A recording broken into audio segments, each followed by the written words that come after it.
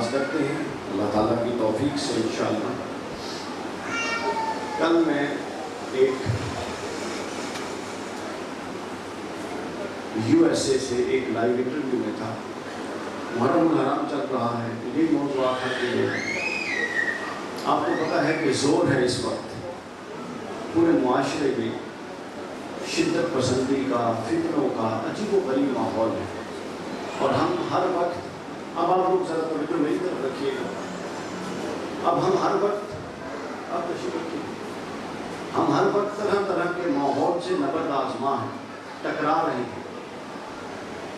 کوئی نوجوان لڑکا تھا امریکہ سے، اس نے انٹرویو کیا، اس نے ایک سوال کیا، وہ بڑا سگنیفیکینٹ سوال تھا، میرے دل کو لگا، چونکہ میرا سوشل میڈیا ہے، جو میرے کانٹیکٹس ہیں، چینلز پہ آتا جاتا ہوں، تو اسی نوعیت کا سوال مجھے اور بھی کئی جگہوں سے سننے کو ملا، وہ بڑا ریلیونٹ ہے۔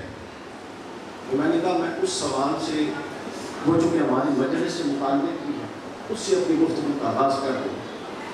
میں ایک عاجز طالب علم آدمی ہوں، نہ میں عالم ہوں، نہ میں سکولر ہوں، تھوڑا بہت شیخ الاسلام کے قدموں میں بیٹھ کے اللہ تعالیٰ نے دو چار لفظ پڑھ کے سننے کا ایک ذوق دے دیا ہے، تو امید ہے کہ آپ لوگ میرا ساتھ دیں گے تاکہ میں دو چار باتیں کہہ سکوں۔ اس نوجوان نے، بلال نام تھا اس نے کہا کہ ڈاکٹر صاحب مجھے ایک بات بتائیں، یہ جو ہم ذکر حسین کرتے ہیں، واقعہ کربلا بیان کرتے ہیں، یہ مجالس کنڈکٹ کرتے ہیں، ان کا کیا فائدہ ہے؟ وہ ایک واقعہ تھا، ہو گیا، اس میں ٹھیک ہے اہل بیت کے ساتھ زیادتی ہوئی، ظلم ہوا، وہ گزر گیا ہے، اب نماز پڑھیں، روزہ رکھیں، قرآن مجید آپ کے پاس ہے، اس پر عمل کریں، اپنی سیرت کو بہتر کریں۔ اس کی بعض چیزوں کو اب ہمیں واقع کربلا کو چھوڑ دینا چاہیے، آگے چلنا چاہیے۔ اچھا، اگر آپ اس کو ذرا غیر جانبداری سے دیکھیں، آپ کو لگتا ہے یاد کرنے کی بات میں تو وزن ہے، یعنی ذرا ہم جذباتی ہوتے ہیں، تو ہمارے ہاں مسئلہ پتہ کیا ہے؟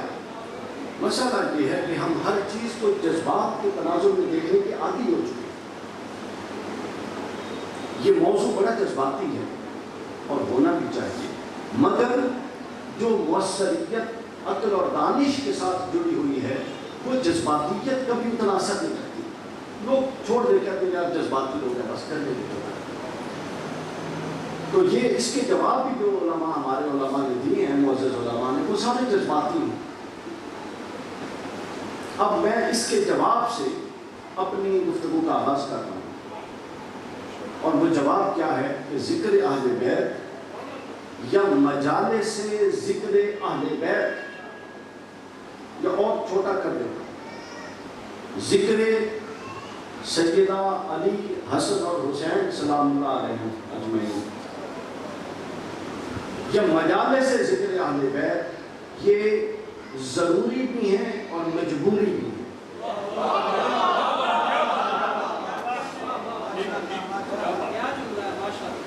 اگر آپ لوگ تھوڑی توجہ رکھیں گے تو کچھ بات سمجھ آ جائے گی۔ یہ ضروری بھی ہیں، آپ سب لوگ بولیں کیا ہے؟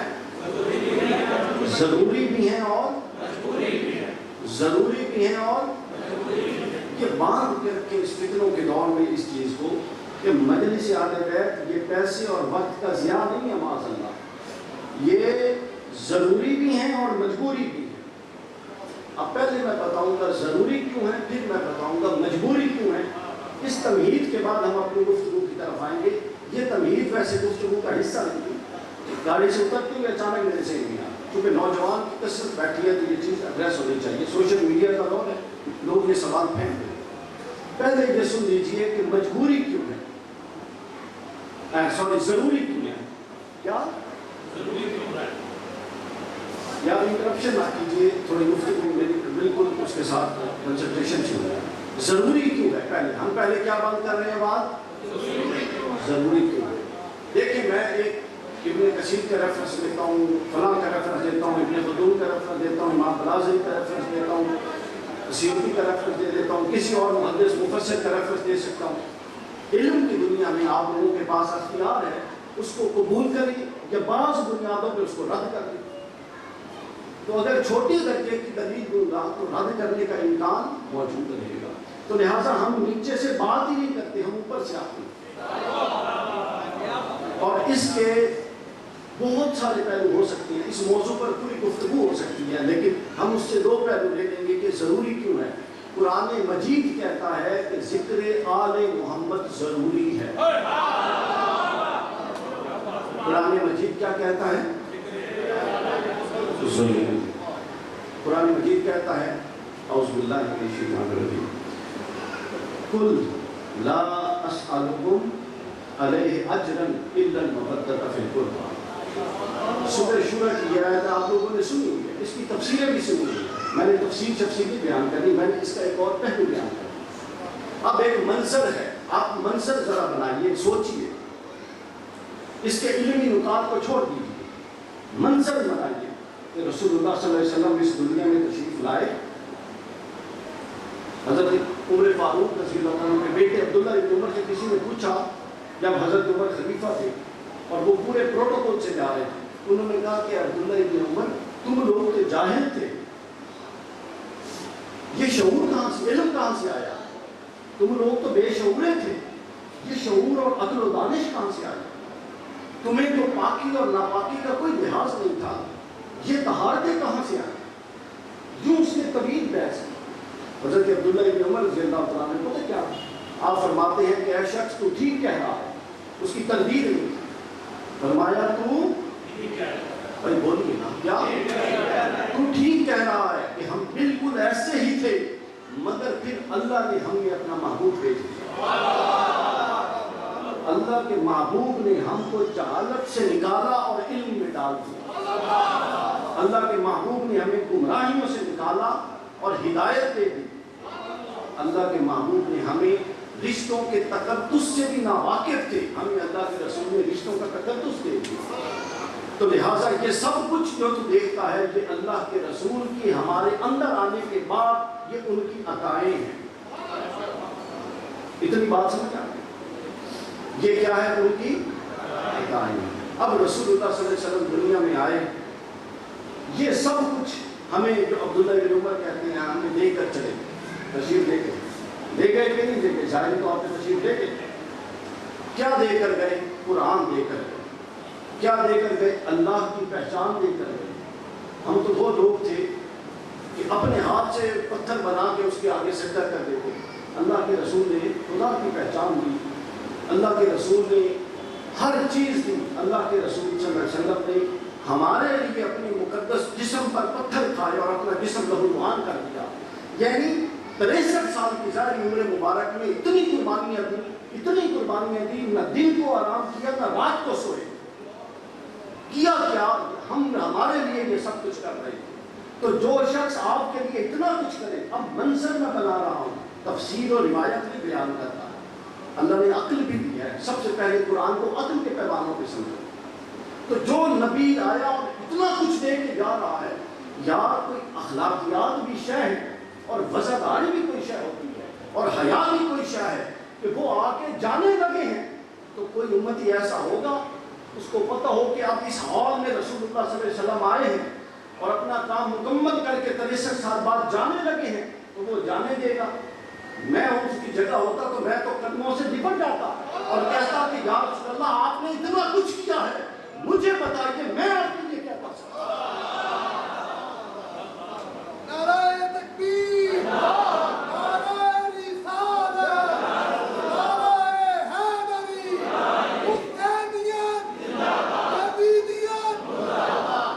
اب ماحول سمجھو، کیا آپ میں سے ہر ایک، اور آپ بتائیے آپ میں سے ہر ایک یہی نہ کرتا کہ قدموں سے لپٹ جاتا اور کہتا کہ آپ تو مالک اور بادشاہ اور بے نیاز ہیں، اس کے باوجود ہمارے لیے اتنا کچھ کیا، ہمیں بتائیے کہ ہم آپ کے لیے کیا کر سکتے ہیں۔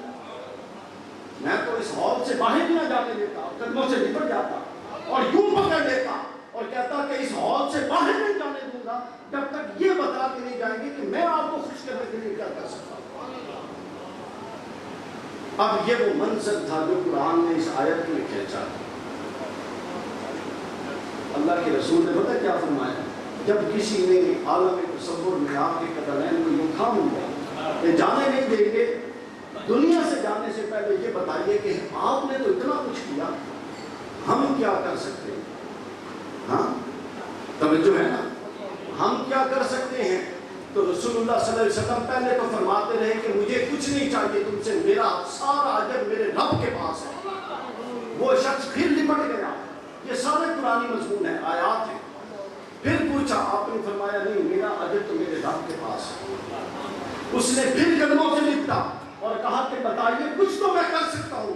فرمایا کہ اگر بہت ضد کرتے ہو کہ کچھ میرے لیے کرنا چاہتے ہو، میں نے تمہیں اللہ کی معرفت دی، قرآن دیا، علم دیا، ہدایت دی، اگر ضد کرتے ہو اور پوچھتے ہو کہ میرے لیے کیا کرنا ہے تو سن لو، میں جا رہا ہوں گنبد خضرا میں اپنے پیچھے حسن کو، حسین کو، علی کو اور فاطمہ کو چھوڑ کے جا رہا ہوں۔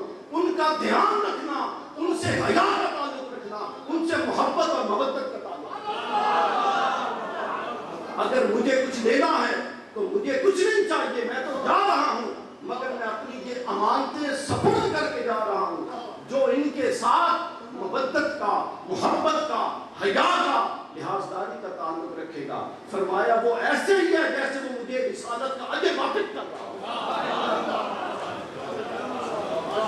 وہ مجھے رسالت کا اجر پوائنٹ سمجھ گئے، اور یہ قرآن سے میں نے اخذ کیا ہے۔ اب سمجھیے کہ اب ضروری کیوں ہے 2023 میں، اب یہ کیا قرآن مجید سے یہ آیت معاذ اللہ اٹھ گئی ہے؟ یہ آج بھی موجود ہے سورہ ہے نا، سورہ شورى۔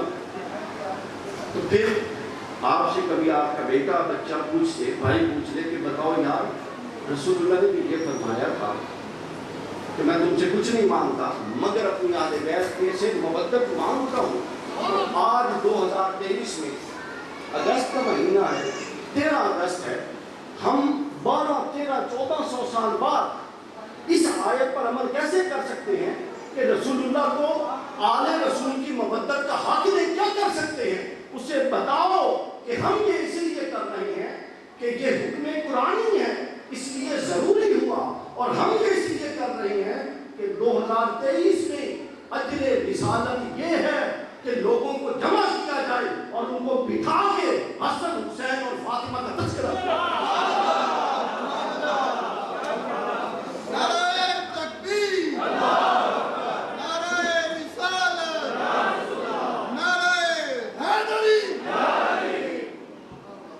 تو یہ 2023 کا اجر رسالت ہے، یہ 2023 کا، اور قرآن کی ہر آیت ہم سے ایک تقاضا کرتی ہے۔ تو لہٰذا جو اجر رسالت نہیں دیتے وہ قرآن کی اس آیت پر عمل نہیں کرتے۔ تو لہٰذا چونکہ حکم قرآنی ہے اور یہ صورت اجر رسالت ہے، لہٰذا یہ کیا ہوا؟ ضروری ہوا۔ مجلس ذکر آل رسول کیوں ضروری ہوئی آپ سمجھ گئے ہو؟ یہ نہیں سمجھے بھائی دسو، یہ ضروری ہے۔ اب قرآن ہی ایک اور موقع پر کہتا ہے، آپ لوگوں نے وہ آیت بھی بڑی سنی، وہ آیت کیا ہے؟ انما لیذھب عنکم الرجس اہل البیت۔ سنیے اس کا معنی مفہوم سب کچھ آپ کو بتایا۔ اب میں نے اس کا معنی مفہوم نہیں بیان کرنا، میں نے اس کا عملی اطلاع، پریکٹیکل امپلیمنٹیشن پر بات کرنا۔ ہمارے یہاں مسئلہ یہ ہے کہ ہم ابن کثیر نے یہ کہا، فلاں نے یہ کہا، فلاں نے یہ کہا، وہ کر کے چلے جاتے ہیں۔ مجھ سے قرآن کیا کہہ رہا ہے اس کو ہم بھول جاتے ہیں۔ علامہ اقبال کہا کرتے تھے کہ تیرے وجود پر جب تک نہ ہو نزول کتاب، گرا کشا ہے نہ رازی نہ صاحب کشاف۔ رازی کون ہے؟ فخر الدین رازی، تفسیر کبیر کا مصنف۔ اور زمخشری کون ہے؟ صاحب کشاف، زمخشری نے لکھی تھی۔ اشارہ یہ تھا کہ جب تک تیرا دل پر قرآن اتر نہیں گا تو رازی اور زمخشری کی تعبیروں سے کیا قرآن سمجھے؟ تو اب یہ نہ راضی ہے یہاں پر، نہ یہاں پر غزالی کی تعبیریں ہیں، نہ یہاں پر راضی ہے نہ زمخشری ہے۔ تو براہ راست قرآن نے کہا کہ مجھے اجر رسالت دو، اور اجر رسالت کی آج یہ بہترین صورت ہے۔ اور پھر قرآن کہتا ہے کہ ہم نے تطہیر انما ہے، اللہ نے پاک کر دیے۔ اب مجھے بتائیے، آپ لوگ دنیا میں آئے، ہم نے آئے اور ہم نے دنیا سے جانا ہے۔ آنے اور جانے کا مقصد کیا ہے؟ آنے اور جانے کے درمیان جو مقصد ہے وہ کیا ہے؟ وہ مقصد ہے ہم ظاہری طور پر بھی پاک ہو جائیں اور باطنی طور پر بھی پاک ہو جائیں۔ مطلب آپ کی فکر پاک ہوگی تو عقیدہ ٹھیک ہو جائے گی، آپ کا باطن پاک ہوگا تو اخلاق ٹھیک ہو جائے گا، اور آپ کا عمل پاک ہوگا تو شخصیت ٹھیک ہو جائے گی۔ تو اب آپ نے کیا کرنا ہے؟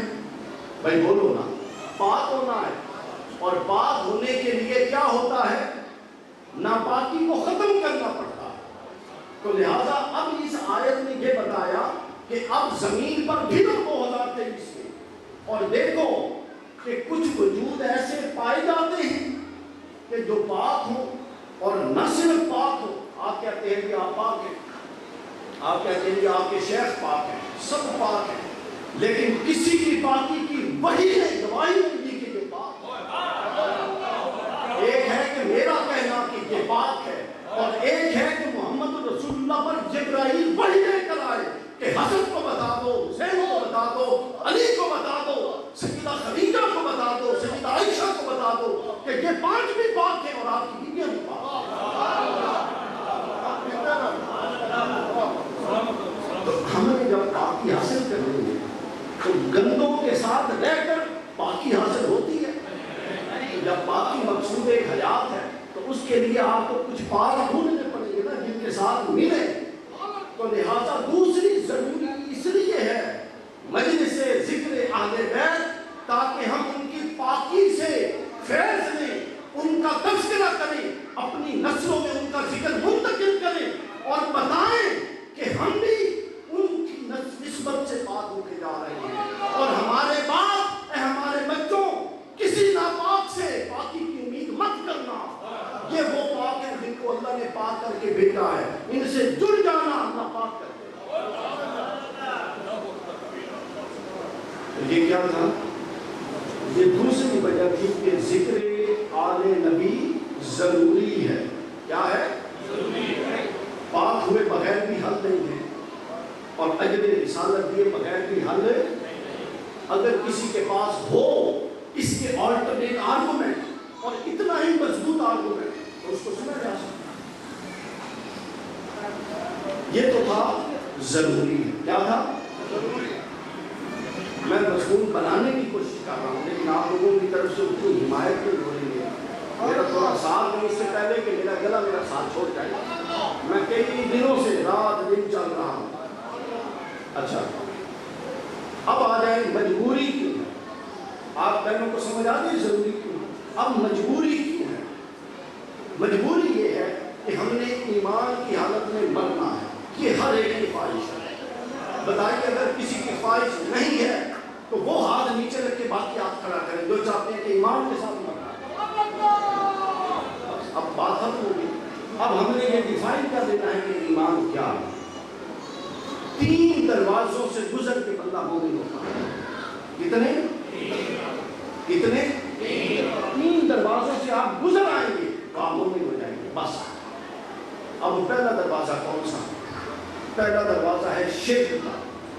آپ اپنے اوپر جب شرک کا دروازہ بند کریں گے اور صرف اللہ کو وحدہ لا شریک خدا لم یزل مانیں گے، تو آپ نے کیا کیا؟ آپ نے شرک کا رد کر دیا، مواحد ہو گئے، لیکن ابھی مومن ہو گئے۔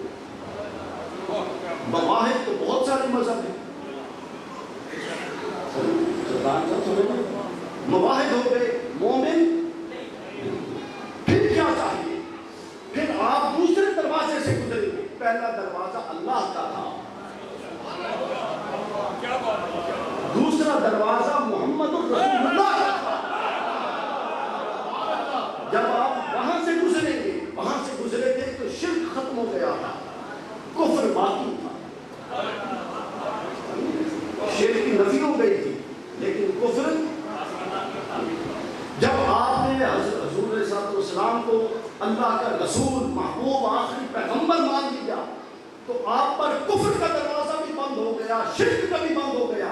اب آپ مسلمان ہو گئے، مومن ابھی کیوں؟ دیکھیں، جب تک تو آپ مشرک تھے، امکان تھا کہ شرک کی وجہ سے جہنم میں جائیں گے، شرک ختم ہو گیا۔ پھر جب آپ مسلمان ہوئے کفر کی وجہ، پھر دوسرا دروازہ تھا کفر کا، امکان تھا کہ کفر کی وجہ سے جہنم میں جائیں گے۔ جب حضور پر ایمان لے آئے تو کفر کا دروازہ بند ہو گیا، اب ایمان کا دروازہ کھل گیا۔ اب ظاہراً تو آپ ایماندار ہیں، مگر اندر کا کس کو پتا، اندر سے منافق نہ ہو۔ اللہ نے کہا کہ پہلا دروازہ میرا ہے، دوسرا دروازہ محمد رسول اللہ کا ہے، تیسرا دروازہ علی المرتضیٰ کا ہے۔ اللہ کے دروازے پر بھی جاؤ، مصطفیٰ کے دروازے سے بھی جاؤ، اور علی المرتضیٰ کے دروازے سے بھی جاؤ، مومن تب سمجھے جاؤ۔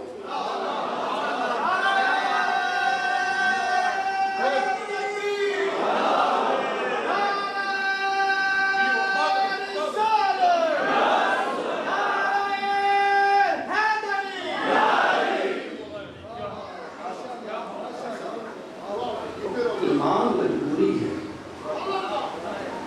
اب آپ کو سمجھ آئی؟ اب جب علی کے ذکر کی مجلس ہی نہیں ہوگی تو ہماری نسلیں تو منافقت کی موت مرتی ہیں۔ تو ہم اپنے بچوں کو تھوڑی سی تو تکلیف نہ دیں تو یہ کیسے ہو سکتا ہے ان کو منافق چھوڑ کر جائیں؟ لہذا ہمارے ایمان کا اور ہمارے عقل کا تقاضا ہے کہ ہم جس طرح اللہ کی تعلیم دیں، جس طرح رسول اللہ کی تعلیم دیں، اسی طرح اہل بیت کی بھی تعلیم دیں کہ ہماری نسلیں شرک سے بھی بچیں، کفر سے بھی بچیں اور نفاق سے بھی بچیں۔ اور حضرت مولا علی فرماتے ہیں، حضور حضرت علی خود راوی ہیں، حدیث صحیح ہے، حدیث حسن ہے، امام ترمذی نے بیان کی، امام ابن احمد بن حنبل نے بیان کی، مستدرک الحاکم نے۔ حضور حضرت علی فرماتے ہیں حضور نے میرے ساتھ وعدہ فرمایا، وعدہ کیا، حضور صرف کہہ دیں تو کافی ہوتا ہے، حضور صرف کہہ دیں تو کافی ہوتا ہے، وعدے کی کیا حال ہے، لیکن وعدہ کیا، فرماتے ہیں کہ علی میرا وعدہ ہے قیامت تک کوئی مومن تجھ سے بغض نہیں رکھے گا اور کوئی منافق تجھ سے محبت نہیں کرے گا۔ تھوڑا آگے چلیں، صحابہ کرام کہتے تھے کننا نعرف المنافقین ببغض علی۔ صحابہ کرام کہتے ہیں کہ ہم اپنے دور میں کننا نعرف المنافقین ببغض علی، ہم اپنے دور میں صحابہ کا دور، کس کا دور؟ سیدنا عمر ہوتے تھے، عثمان، بلال، سعد بن ابی وقاص، کیا عظیم طبقہ تھا۔ وہ کہتے ہیں، بلکہ میں آپ کو چلو اس سے بھی آگے لے کر چلنا، ابھی میں موضوع شروع کرنا ہے، ابھی یہ وہ اس سوال کا جواب ہے جو حضرت نے سوال کر دیا کہ یہ کیوں ضروری ہے، تو پہلے ضروری ہو گیا، اب مجبوری ہو گیا، تو اب آپ لوگوں کو یہ نعرہ مل گیا کہ آل رسول کا ذکر ضروری بھی ہے اور مجبوری بھی ہے، کیونکہ قرآن کہتا ہے کہ ضروری بھی ہے اور قرآن کہتا ہے کہ مجبوری بھی ہے۔ اچھا، اس کے بعد آگے کچھ لوگوں نے لکھا ہے، محدثین نے، وہ کہتے ہیں کہ تم تو یہاں تک بات کرتے ہو نا کہ محبت علی اور بغض علی نفاق کا، صحابہ کرام میں یہ رواج تھا کہ اگر کسی کو کسی سے بزنس کاروبار کرنا ہوتا نا تو اس کو اپنے گھر کھانے میں بلاتے، اور اس سے بھی آگے چلے، بعض لوگوں نے جہاں تک لکھا ہے کہ اگر کسی نے اپنی بیٹی دینی ہوتی، رشتہ کرنا ہوتا کسی کے ساتھ اور دیکھنا ہوتا کہ یہ کیسے لوگ ہیں، ہم تو دیکھتے ہیں نا مال کتنا ہے، گاڑی ہے کہ نہیں ہے، کاروبار ہے کہ نہیں ہے، صحابہ کے عقیدے پہ قربان جائیں، صحابہ ہمارے امام ہیں، کیوں؟ وہ کہتے ہیں کہ ہم بیٹی دینی ہوتی، کاروبار کرنا ہوتا، کوئی معاملہ کرنا ہوتا، وہ مسجد میں نماز بھی پڑھتا تھا، مواہب بھی تھا، سجدہ بھی کرتا تھا، مگر ہم اس وقت تک گھر میں بلا کر بٹھا کر علی کا ذکر کر کے چہرے کے تاثرات دیکھ نہ لیتے، کوئی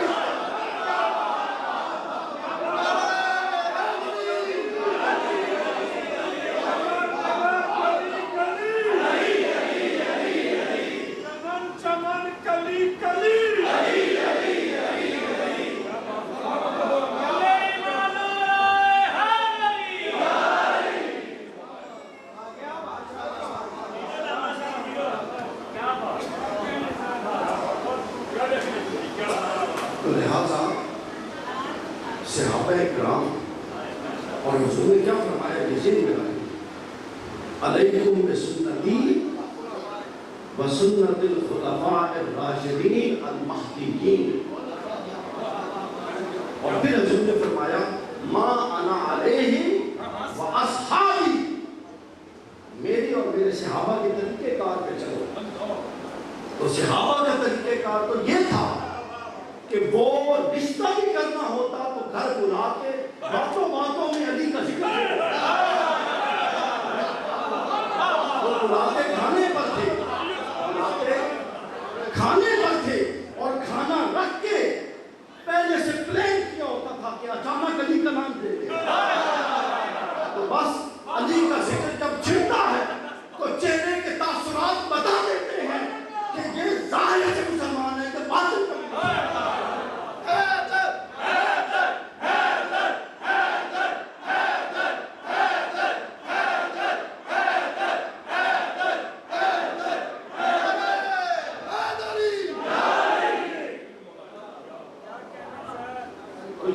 سگنیفیکنس ہے ذکر آل رسول علیہ السلام۔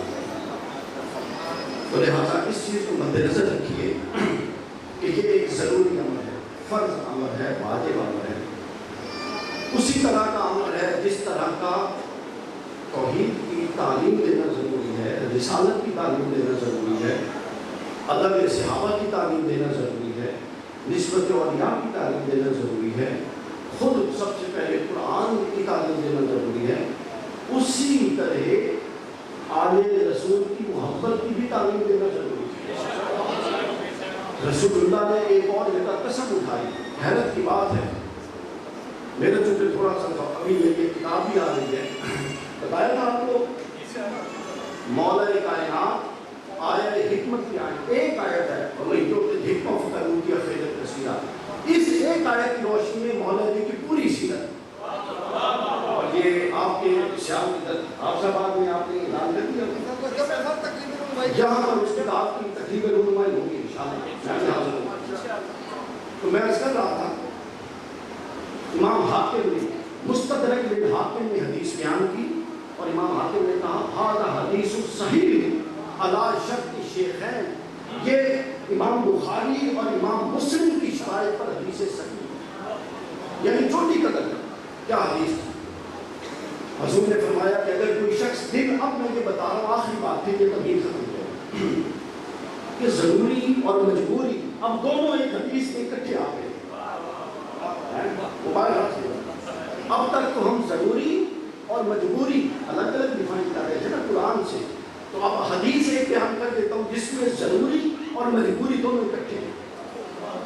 حضور نے فرمایا کہ اگر کوئی شخص دن میں روزہ رکھتا ہو، صائم الدہر ہو، ہمیشہ روزہ رکھتا ہو، ایک آدھا نہیں، اور قائم اللیل ہو، رات کو جاگتا ہو، اب اس سے بڑا بھی کوئی میرے ساتھ نہیں، اس سے بڑا بھی عمل کہ دن میں روزہ رکھے اور رات کو قیام کرتا، اور پھر آگے فرمایا اور وہ جو عبادت کرے وہ صحن کعبہ میں کعبہ کے خلاف کے نیچے ہو کے کرتا ہو، اب اس سے اونچی بات بھی ختم ہو گئی۔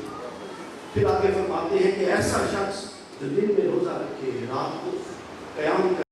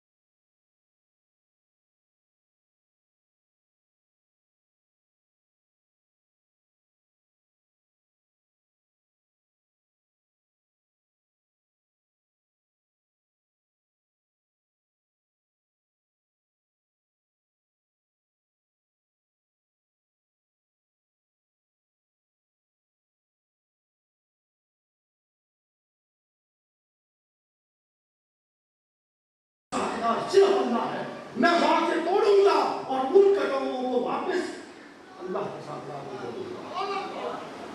آپ ان علمی اور ان حقائق کو بھی سمجھا کریں، صرف لفظ کی باتوں پر بابا نہ کیا کریں، اس کو بھی سمجھا کریں۔ یہ وہ مقاصد تھے پیش نظر امام حسین کے، یہ وہ حقیقی مقاصد تھے۔ اس کے بعد آگے پانچواں معنی، وہ معنی یہ ہے کہ جس کے ساتھ یوں جڑا جائے کہ جدائی ممکن نہ ہو۔ لوگ یزید کے ساتھ جڑ رہے تھے اور ان شرائط میں جڑ رہے تھے کہ کبھی اس کی غلامی سے نکلنے کا سوال پیدا نہیں ہوتا تھا۔ اگر حسین کربلا لینا چاہتے تو امام حسین نے کربلا میں جا کے یہ ثابت کر دیا اور بتا دیا کہ میں لوگوں کو تیرے ساتھ نہیں جڑنے دوں گا، یہ بے شک بدبخت ہیں، انہوں نے ہمیں خط پہ خط لکھ کے بلایا ہے۔ ہائے ہائے حسین کو امت کا خیر خواہ تھا یار، امام حسین کو خیر خواہ تھے۔ جب امام حسین گھوڑے سے نیچے گر گئے، علی اکبر شہید، علی اصغر شہید، قاسم شہید، عباس شہید اور محمد شہید گھوڑے سے گر گئے تو کہتے ہیں، وصیت کرنے لگے کہ راہ ہدایت پہ آ جاؤ۔ شمر کہتا ہے کہ اے حسین اب تو تیرے پاس ہی کچھ نہیں ہے، اب بھی تو ہم سے ہدایت کی امید رکھتا ہے۔ انہوں نے کہا کہ ہم اپنے لیے کبھی کچھ نہیں چاہتے، آل رسول جو چاہتی ہے اللہ۔ میں نے حسین بھی دے دیا، میں نے علی اصغر بھی دے دیا، علی اکبر بھی دے دیا، مگر حسین کے دل میں آج بھی حرص ہے کہ تم اس کفر سے نکل کے ایمان میں آ جاؤ۔ نعرہ تکبیر، نعرہ رسالت، نعرہ حیدری۔ یہ خیر خواہی تھی امام حسین، اور ایک حدیث صحیح سے خیر خواہی کا تصور بتا دوں۔ آپ نے وہ حدیث سنی ہے لیکن اس کا یہ پہلو نہیں سنا۔ حضور نے فرمایا کہ اپنے بھائی ظالم کو روکو، اپنے بھائی کو روکو چاہے ظالم ہو یا مظلوم۔ صحابہ نے عرض کیا یا رسول اللہ، علی حضور نے فرمایا اپنے بھائی کی مدد کرو، ظالم ہو یا مظلوم۔ صحابہ نے عرض کیا کہ یا رسول اللہ مظلوم کی مدد تو سمجھ آتی ہے، ظالم کی کیسے مدد کریں؟ ظالم کی حسین کربلا میں ظالموں کی مدد کرتے آیا۔ حضور نے فرمایا کہ ظالم کی اس لیے مدد کرو کہ وہ تو ظلم پہ ظلم کرتا جا رہا ہے اور اس ظلم کے نتیجے سے آگاہ نہیں ہے، اس کو ظلم سے روکو تاکہ اس کی بھی آخرت بچ جائے۔ حسین تو وہ بادشاہ تھا جو چاہتا تھا کہ یہ بھی آخرت میں بچ جائے اور جہنم کے کتے بن کے یزیدی جہنم میں نہ جائے۔ حسین تو ان کی بھی خیر خواہی کرنے آیا تھا۔ حسین کا ہر خطبہ یہی بتاتا ہے کہ پلٹ آؤ، لیکن پلٹنا صرف ان کو نصیب ہوا، باقیوں کو نہ نصیب ہوا۔ تو یہ امام حسین کا تصور خیر خواہی تھا کہ وہ شمر کو، عمر بن سعد کو، یہ جو بھی لوگ تھے بدبخت، ان کو ظلم سے روک کر ان کی آخرت بچانا چاہتے، آخرت بچانا چاہتے، لیکن ان کے حصے میں نہیں تھی وہ ہدایت۔ تو اب میں ایک مضمون بنا چکا اور وہ یہ بنا چکا کہ امام حسین نے اصل جو حسینی فکر یہ ہے کہ جب یہ قتل میڈیا میں ہو رہی ہوں، جو کہ حضرت ابو ہریرہ کی حدیث میں تھا، جو کہ خود امام حسین کی حدیث میں تھا، اور جو خود مقصد تحقیق انسانی سے ٹکراتی تھی فکر، حسین کیسے برداشت کر سکتا تھا؟ حسین نکل گئے اور امام حسین سب کو لے کر نکلے اور پوری قوت سے یزیدیت سے ٹکرائے اور ایک ایسی لائن بنا دی کہ حضور شیخ الاسلام نے بڑی خوب بات کی۔ آپ فرماتے ہیں حسین منی وانا من الحسین، سنا ہوگا نا آپ نے؟ آپ فرماتے ہیں کہ اس کی تعبیر یہ ہے کہ حسین منی ازل سے 60 ہجری تک حسین رسول اللہ سے ہے اور 61 ہجری سے قیامت تک اور جنت میں اور دوزخ میں مصطفیٰ حسین سے ہوگا۔ اب محمدیت کی پہچان محمدیت نہیں ہے، حسینیت ہے۔ اب کوئی فرقہ نہیں ہے، کوئی ہاتھ باندھ کے نماز پڑھے، ہاتھ چھوڑ کے نماز پڑھے، ہاتھ سینے پہ باندھے۔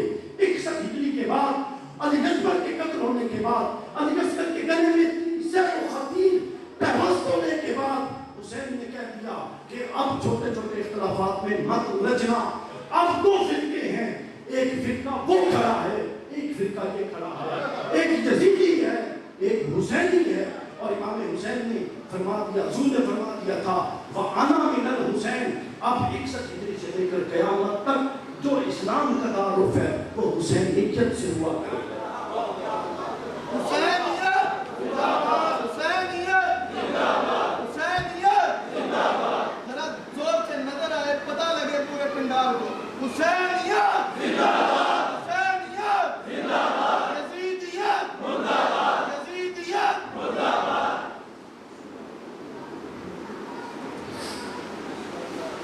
ٹھیک ہے کہ وہ کلوز کرتے ہیں. اب یہ جو بات میں نے آپ سے بیان کی ہے، اب اس کے آخری حصے پر بات کرتے ہیں.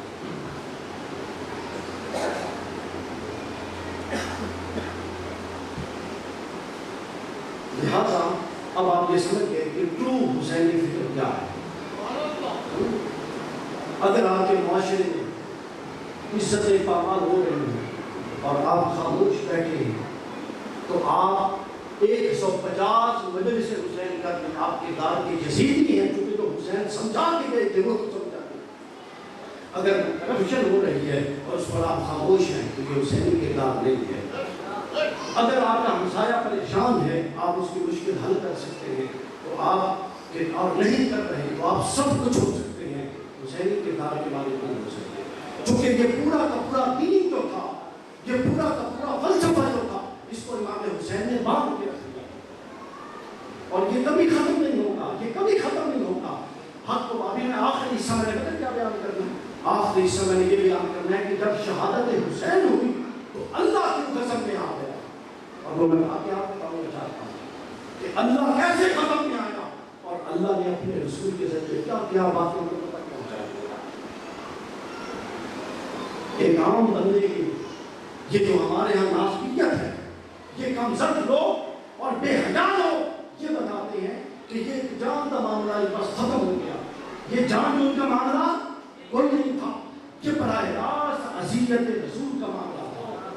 اور جو ہم سے کہتے ہیں کہ مجلس حسین کیوں کرتے ہو، جی سوگ کرتے ہیں دیتا ہوں میں، اس کے بعد شری سوگ سنے ہوئے نہیں سنے ہوئے، میں سچ کر دینا. حضرت حمزہ ہندہ نے جس کا کلیجہ چلائے، حضرت حمزہ کب شہید ہوئے تھے بتائیں؟ احد میں. کب احد کس ہجری میں ہوا تھا اور فتح مکہ کب ہوا تھا؟ 8 دن. کتنے سال ہیں درمیان میں؟ 5.5 سال ہے. فتح مکہ پہ وحشی نے اسلام قبول کر دیا.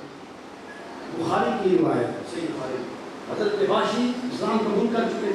یہ وحشی کون تھا جس نے حضرت حمزہ کو، ذرا توجہ میری طرف رکھیے گا. آپ لوگ جب حسینی سے کوئی ذکر حسین سنیں گے تو پھر آپ کو سمجھ آئے گی کیا ہوتا ہے. اچھا 5.5 سال تک گیا تھا.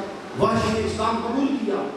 ایک شخص آیا کہ یا رسول اللہ وحشی آیا اسلام قبول کر کے.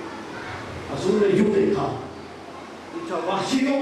کہتا ہے یا رسول اللہ وحشی. فرمایا ٹھیک ہے تم نے اسلام قبول کر لیا ہے مگر میرے سامنے نہ آیا. یعنی جو یہ غلط انٹرپریٹیشن کرتے ہیں، عفو درگزر کے بعد حضور نے تو اس کو بھی معاف کر دیا، اس کو بھی معاف کر دیا. جو حضور کے کلیجے پر زخم لگ گئے تھے وہ کبھی معاف نہیں ہوئے. حضرت حمزہ تو چچا تھے. 3 دن کے سوگ والے بھائیوں کو بتاؤ 5 سال گزر گئے تھے، بندہ اسلام قبول کر چکا اور قاعدہ ہے کہ اسلام قبول کرنے کے بعد پچھلے گناہ معاف. اس کے بعد حضور نے فرمایا کہ وحشی تیرا اسلام تو مان رہا ہوں مگر خبردار میرے سامنے نہ آیا کر، مجھے حمزہ یاد آتا ہے اور جب حمزہ یاد آتا ہے تو میرے دل پر تکلیف ہوتی ہے. اگر رسول اللہ حمزہ کا دکھ 5 سال بعد منا رہے ہیں، ایک بات کر سکتا ہوں حمزہ کا سوگ نہیں، سوگ کے واقعی 3 دن ہیں. یہ دکھ تھا اور غم تھا حمزہ کا کہ جو 5 سال سے چل رہا تھا. لہذا ہم بھی حسین کا سوگ نہیں مناتے، ہم حسین مظلوم کا غم مناتے ہیں. اور حسین مظلوم کا غم اللہ کے رسول نے منایا. حمزہ اور ہر شہید کا غم اس کے بعد منایا گیا. حسین دنیا کا واحد شہید تھا جو پیدا ہو رہا تھا تو ہنسنے کی بجائے رو رہے تھے. بتایا جا رہا تھا کہ یہ وہ آ گیا ہے جس کو آپ کی امت میں لانے کا بلا میں شہید کر دے. حضور پیشو روایات ہیں، حضور اپنے لانوں مبارک پہ بٹھا کے حضرت عائشہ آتی ہیں، حضرت ام سلمہ آتی ہیں، رو رہے ہیں، پوچھتی ہیں کیا ہوا. فرمایا حسین کو قتل کر دیا جائے گا. ابھی جبرائیل مجھے مٹی دے کر گیا ہے. رسول حسین کی شہادت سے 55 سال پہلے بھی ہوئے اور جب شہادت ہو جائے تو ام سلمہ کے خواب میں آ کے بھی ہوئے تو ہم حسین بنائے تو بدتی ہو گئی. یہ کیا جہالت ہے؟ یہ جہالت ہے. تو لہذا غم حسین اچھا سوگ تو نہیں ہے، غم ہے. اور غم حسین خالی غم بھی نہیں ہے، یہ غم حسین میں وہ روح ہے جتنے اس وقت ہمارے اندر غیرت کا اگر کسی میں کوئی ذرہ ہے تو یہ حسین کی خیرات ہے. جس غیرت کا مظاہرہ حسین نے کربلا میں کیا تھا، اگر امام حسین چپ کر جاتے تو آج نسل بے غیرتوں کی پیدا ہوتی.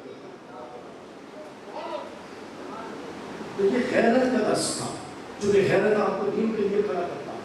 یہ وجہ تھی حسین علیہ السلام کی شہادت معمولی شہادت نہیں تھی. یہ وجہ تھی کہ وہ قدروں کی جنگ تھی، وہ حقیقی قرآن کے روح کے بچاؤ کی جنگ تھی، وہ حقیقی سنت کے فروغ کی جنگ تھی، وہ قدریں جو ڈوبی جا رہی تھی ان کو بچانے کی جنگ تھی. اللہ کے رسول نے جو قدریں رکھی تھی بنیادیں خلفائے راشدین نے عمارت بنائی تھی، وہ پوری عمارت ڈھائی جا رہی تھی کہ اس کی جنگ تھی. یہ وجہ تھی کہ کبھی شہداء پر سب کچھ ہوا. یہ واقعات نہیں ہوئے جو میں اب آپ کو بتانے جا رہا ہوں. بس یہ آخری حصہ 5-7 منٹ ختم کر دیں. امام ابن اسحاق نے بیان کیا ہے تاریخ مدینہ دمشق 14ویں جلد صفحہ نمبر 258. اب سنتے جائیے اور دیکھیے کہ اللہ کے رسول کیسے تڑپ گئے تھے. ادھر حسین کی گردن میں چھری گری تھی. بلکہ میں یہ بھی بتاؤں ملا واجد کاشی مکاشفۃ القلوب میں ایک روایت دی ہے انہوں نے. وہ کہتے ہیں کہ جب حسین گھوڑے سے نیچے آئے تھے علیہ السلام تو ایک آتا تھا خنجر مار کے نہیں مار سکتا تھا، ڈر کے پیچھے ہٹ جاتا تھا، دوسرا آتا تھا. تو وہ کہتے ہیں ملا واجد حسین کاشفی نے لکھا یا کسی اور نے لکھا. وہ کہتے ہیں کہ جب بعد میں ان سے پوچھا گیا کہ تم تو بہادر تھے عرب کے، تم پاس آ کے جب سر کاٹ کرم کرنے لگتے تھے تو پیچھے کیوں ہٹ جاتے تھے؟ تو وہ کہتے ہیں کہ ہوا یہ تھا کہ ہم تو خنجر لے کر آئے تھے حسین کا سر کاٹ لیا، مگر جب حسین کی گردن پہ چھری رکھتے تھے تو عجیب ماجرا تھا. بھائی وہ کیا تھا؟ کہتے ہیں کہ حسین کی گردن نیچے ہوتی تھی، مصطفیٰ کی گردن اوپر ہوتی تھی. پہلے چھری محمد پر پھرنے کی. یہ وہ مناظر. اب سنیے کیا ہوا تاریخ مدینہ دمشق کے اندر.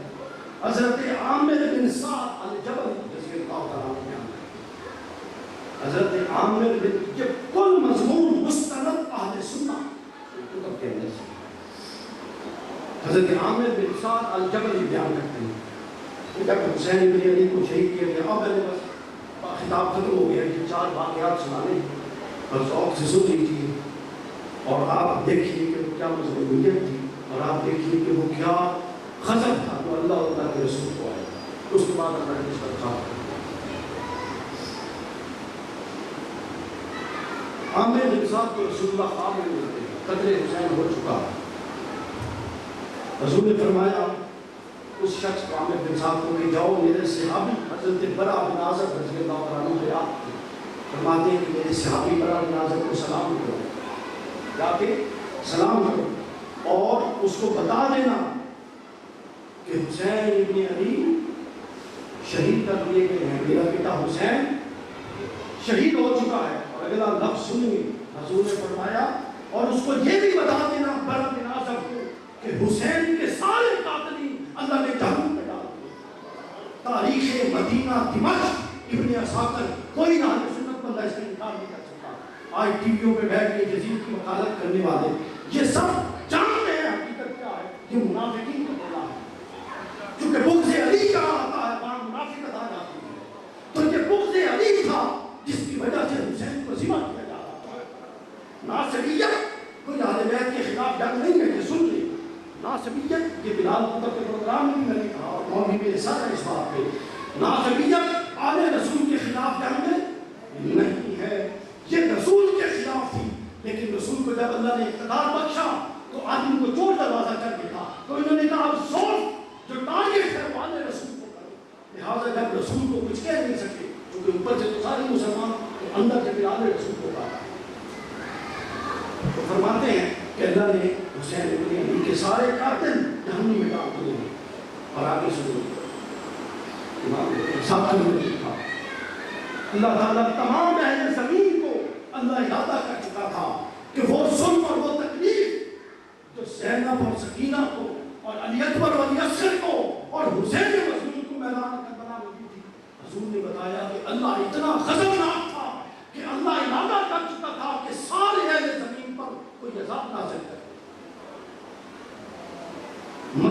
اللہ نے اس عذاب کو مؤخر کر دیا۔ وہ شخص بھاگ کے آیا، حضرت برا بن عازب کو یہ خواب سنایا۔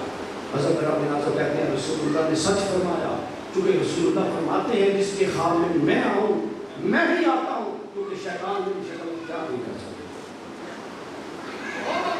آگے چلتے آگے چلتے حضرت عائشہ فرماتی، اب میں مختصر کر دیتا ہوں کچھ۔ امام حسین کا غم ہم نہیں کر رہے، امام حسین کا غم در و دیوار، زمین و آسمان، جن و ملائکہ ہر ایک نے کیا تھا۔ قتل حسین کرنے کے بعد یہ یزیدی دولہ جب بیٹھا تو یہ شراب پی رہا تھا، جشن کر رہا تھا، جیت گیا تھا، جشن کر رہا تھا۔ تو یہ جشن کر رہے تھے کہ اچانک ساتھ والی دیوار پر ایک قلم نمودار ہوا، اور وہ قلم یوں خون سے چلنے لگا۔ وہ ڈر ڈر کے امام حسین کا سر ساتھ اٹھا ہوا تھا، بھاگ گئے، تھوڑی دیر بعد واپس آئے تو اس قلم میں جو غیب سے آیا تھا پر اس نے لکھا تھا کہ جس قوم نے حسین کو شہید کر دیا، کیا قیامت کے دن یہ حسین کے نانا کی شفاعت کی امید رکھتی ہے؟ آگے چلیے آگے چلیے۔ اس کے بعد امام طبرانی نے بھی بیان کیا، امام شہاب الدین سون نے بیان کیا کہ جس دن حسین ابن علی شہید ہوئے، ہم کوفہ سے لے کر شام تک جو پتھر اٹھاتے اس کے نیچے سے خون نکلتا۔ اور امام حیثمی نے مجموع الزوائد میں بیان کیا، حکیم بیان کرتی ہیں، حضرت حکیم وہ کہتی ہیں کہ جب قتل حسین، شہادت امام حسین علیہ السلام ہوئی تھی تو میں چھوٹی تھی، اور مجھے آج بھی یاد ہے کہ جس وقت حسین کی شہادت کی خبر آئی، آسمان 3 دن اتنا سرخ رہا کہ جیسے خون کا لوتھڑا ہو، جیسے خون کا لوتھڑا ہو۔ آگے سنیے، امام طبرانی نے بیان کیا، امام بیہقی نے دلائل النبوہ میں بیان کیا، حضرت سوید جعدی بیان کرتے ہیں، کہتے ہیں کہ جب امام حسین کو شہید کیا گیا تو ان کے لشکر سے اونٹوں کو لوٹ لیا گیا، تو سامان کا خیمے جلا کے سب کچھ لوٹ لیا۔ ایک اونٹ امام حسین کے لشکر سے لوٹا گیا تھا، یہ اونٹ کو ذبح کر کے یزیدی لشکر کھانا پکا رہا تھا۔ کہتے ہیں کہ جب یہ ہانڈیوں کی طرف واپس آئے تو سارا گوشت خون بن چکا تھا، سارا گوشت خون بن چکا تھا۔ ہائے ہائے کیا کیا گستاخیاں ہوں کا بلا میں آپ کو بتاؤں۔ ایک شخص آتا ہے امام حسین کے پاس اور پوچھتا ہے کہ تو ہے حسین ابن علی؟ آپ فرماتے ہیں میں ہوں۔ کہتا ہے اللہ تجھے برباد کرے وہاں سے، ایسا بغض اہل بیت کا بھر دیا گیا تھا اور آج پھر بھر دیا کرا جا رہا۔ امام حسین نے فرمایا اللہ تیرا ستیہ ناش کرے، اور پھر آپ نے ہاتھ اٹھائے کہ باری تعالیٰ اگر یہ جھوٹا ہے، اگر یہ سچا ہے تو میری گستاخی کر کے گیا، تو اس کو یہیں پر نجات ملا۔ وہ جو ساتھ کھڑا تھا شخص وہ کہتا ہے کہ ہمیں پتہ ہی نہیں چلا کہ وہ کب اس کا رخ حسین ابن علی سے پلٹا، کب اس کا پاؤں اپنے گھوڑے کی رکاب میں آیا، اور کب اس کے گھوڑے نے اس کو یوں لتاڑ دیا کہ اس کا بازو ٹانگ میں بن گیا اور اس کی جو ہڈیاں تھیں وہ بال ساری کی ساری نکلی پڑ گئی۔ اتنا سرعت کے ساتھ بتایا ہے۔ آخری روایت